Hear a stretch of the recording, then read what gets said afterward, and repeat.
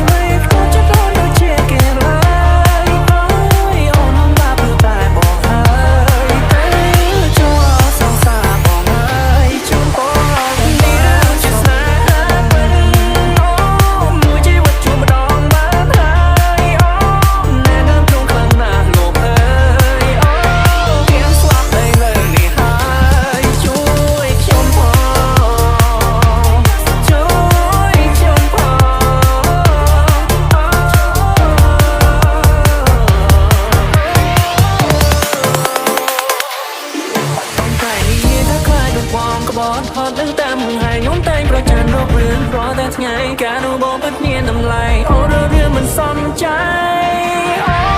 អូនធ្វើໄວគ្នាដណ្ដើមបង